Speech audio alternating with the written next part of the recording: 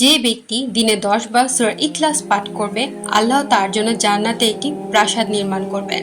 সূরা ইখলাসে তাওহীদের ঘোষণা রয়েছে।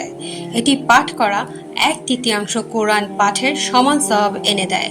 সহিহ জামে 6340, মিশকাত শরীফ 2160। যে ব্যক্তি আন্তরিকভাবে লা ইলাহা ইল্লাল্লাহ বলবে, তার জন্য জাহান্নাম হারাম হবে। সহিহ বুখারী 6423, সহিহ মুসলিম 26। তাওহীদের এই কালিমা হচ্ছে ঈমানের মূল ভিত্তি। প্রতিদিন কয়েকবার আন্তরিকতার সাথে এই কালিমা পাঠ করা মুমিনকে জাহান্নাম থেকে মুক্তির নিশ্চয়তা দেয়। আমি এমন ব্যক্তির জন্য জান্নাতের প্রান্তে একটি ঘরের জামিনদার, যে সঠিক হয়েও তর্ক বিতর্ক পরিহার করে। সুনান আবু দাউদ 4800। অহেতুক ঝগড়া ও বিতর্ক শুধু মনোভাব নষ্টই করে না, বরং সম্পর্কের ক্ষতি করে। তাই ইসলামে বিনয়ী থাকা ও বিবাদ এড়িয়ে চলাকে উচ্চ মর্যাদা দেওয়া হয়েছে।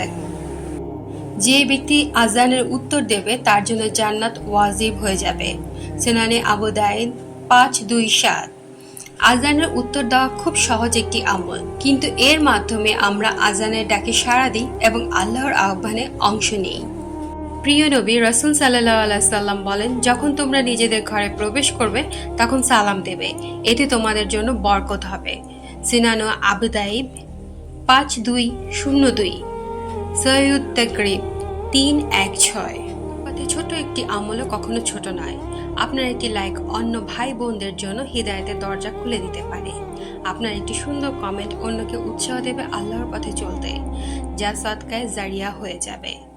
রাসূলুল্লাহ সাল্লাল্লাহু আলাইহি সাল্লাম বলেন, যে ভালো কাজে দাওয়াত দেয়, তার জন্য সেই আমলের সমপরিমাণ সওয়াব থাকবে। সহিহ মুসলিম। তাই ভিডিওটি শেয়ার করে নেক আমল অর্জনের সুযোগ নিন। আর ইলম অর্জন করার প্রতিটি মুসলিমের উপর ফরজ। তাই নিয়মিত ইসলামিক ভিডিও পেতে এবং ইলম ও ঈমান বাড়াতে চ্যানেলটি সাবস্ক্রাইব করুন। ইনশাআল্লাহ এটি হবে আপনার জন্য একটি চলমান সওয়াবের পথ।